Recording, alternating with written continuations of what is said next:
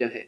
दूसरी biological problem ये थी, how plasmodium gets into the blood of a man, कि कैसे एक शख्स के ब्लड के अंदर प्लाज्मोडियम पहुंचता है, कि कैसे एक इन्फेक्टेड पर्सन से प्लाज्मोडियम निकल कर एक हेल्दी पर्सन के ब्लड में आ जाता है। तो इसके लिए ये ऑब्जर्वेशंस थी। Malaria is associated with marches, malaria और मार्शेस यानी दलदल वाली ज़मीन का आपस में कोई ताल्लुक था। Drinking water of marches did not cause malaria, तो दलदल वाली ज़मीन का पानी पीने से मलेरिया नहीं होता था। बायोलॉजिस्ट ने ये देखा कि plasmodium was not in the Marsh water, कि मार्श यानी दलदल के पानी के अंदर प्लाज्मोडियम मौजूद नहीं था। ऑब्जर्वेशंस 1883 में एक फिजिशियन, एक डॉक्टर ए किंग ने 20 ऑब्जर्वेशंस बनाई, जिनमें से चंद एक ये थी।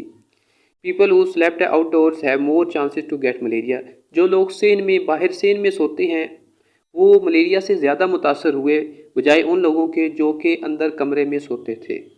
दूसरी ऑब्जर्वेशन ये थी, people who slept under fine nets has less chance of getting malaria, तो जो लोग नेट्स का इस्तेमाल करते थे यानी मच्छरदानियों का इस्तेमाल करते थे वो मलेरिया से कम मुतासर हुए बजाय उन लोगों के जो कि मच्छरदानियों का इस्तेमाल नहीं करते थे। Third observation was, individual who slept near a smoky fire did not gate malaria, तो उसने ये भी देखा कि जो लोग स्मोकी फायर का धुएं का इस्तेमाल करते थे तो उनको मलेरिया कम हुआ बजाय उन लोगों के जो कि स्मोकी फायर का इस्तेमाल कम करते थे। Hypothesis, on the basis of these observations, इन्हीं ऑब्जर्वेशंस की बुनियाद पर ए किंग ने एक हाइपोथेसिस बनाया, mosquitoes transmit plasmodium and are so involve in the spread of malaria, तो उसने कहा कि मच्छर ही, मॉस्किटोज ही वो ऑर्गेनिजम्स हैं जो कि प्लाज्मोडियम को एक इन्फेक्टेड पर्सन से एक हेल्दी पर्सन तक पहुंचाते हैं। डिडक्शन, तो डिडक्शन ये थी, if plasmodium are involve in the spread of malaria, अगर मॉस्किटोज ही, मच्छर ही मलेरिया के पहुंचाने में इन्वॉल्व हैं, then plasmodium should be present in mosquitoes, तो मॉस्किटोज की बॉडी के अंदर प्लाज्मोडियम मौजूद होना चाहिए। Third step is experiments and results. In order to test the above deduction, Roland Ross performed important experiments in 1880s. 1880s में Ronald Ross एक British army physician, एक डॉक्टर था जो कि काम कर रहा था इंडिया में। एक्सपेरिमेंट की तरफ जाने से पहले आपको बता दूं कि फीमेल एनोफिलिस मॉस्किटो ह्यूमंस के अंदर मलेरिया को ट्रांसमिट करती है और क्यूलिक्स मॉस्किटो परिंदों के अंदर मलेरिया को ट्रांसमिट करती है। He allowed a female Anopheles mosquito to bite a malarial patient. उसने एक फीमेल एनोफिलिस मॉस्किटो को एक मलेरियल पेशेंट को काटने के लिए अलाउ किया। He killed this mosquito. उसने उस मॉस्किटो को मारा और देखा कि उसके स्टमक के अंदर प्लाज्मोडियम मल्टीप्लाई कर रहा था। At the next experiment, he thought to allow a infected mosquito to bite a healthy person. अब दूसरा स्टेप तो ये होना चाहिए कि यही इन्फेक्टेड मॉस्किटो जिसके बॉडी के अंदर प्लाज्मोडियम मौजूद है वो एक हेल्दी पर्सन को काटे। If the hypothesis was true, अगर हाइपोथेसिस ट्रू होता है तो वो हेल्दी पर्सन के अंदर प्लाज्मोडियम पहुंच जाना चाहिए और वो मलेरिया से बीमार हो जाना चाहिए। But he did not use humans for such risky experiment, तो इस तरह के ख़तरनाक एक्सपेरिमेंट के लिए इंसानों का इस्तेमाल नहीं करते बल्कि इसकी जगह रैट, फ्रॉग, गोट और स्पैरोज का इस्तेमाल किया जाता है।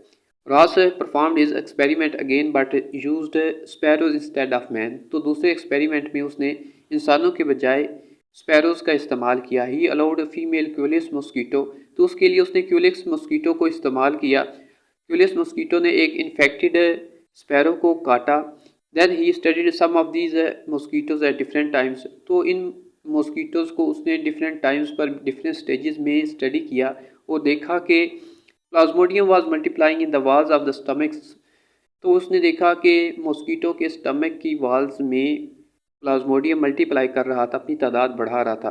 Then moved into the salivary glands, तो वहीं से वो सलाइवरी ग्लैंड्स के अंदर चला जाता है। सलाइवरी ग्लैंड्स सलाइवा प्रोड्यूस करने वाले, थूक प्रोड्यूस करने वाले ग्लैंड्स होते हैं, तो वहाँ से एक हेल्दी पर्सन के बॉडी के अंदर चला जाता है।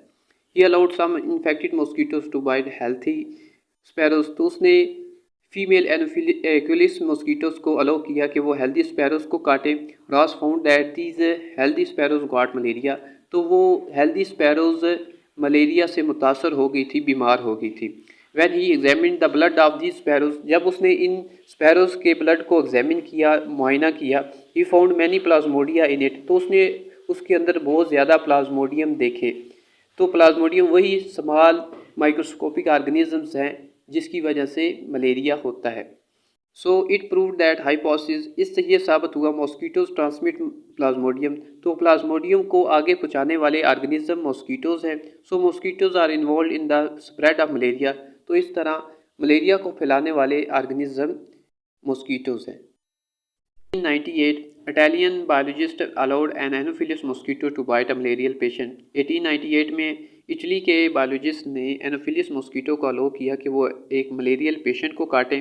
The infected mosquito was then allowed to bite a healthy person, और इसके बाद उसी इन्फेक्टेड मॉस्किटो को जिसके अंदर प्लाज्मोडियम मौजूद था उसने एक हेल्दी पर्सन को काटा। That person later become ill with malaria, तो वो कुछ दिनों के बाद मलेरिया से बीमार हो गया। In this way it was confirmed as mosquito transmit plasmodium, तो इससे ये बात कन्फर्म होगी कि मॉस्किटो ही प्लाज्मोडियम को ट्रांसमिट करते हैं, आगे पहुँचाते हैं। So are involve in the spread of malaria, तो इस तरह ये साबित होगी बात कि मलेरिया को फैलाने वाले ऑर्गेनिज्म मॉस्किटोज ही हैं।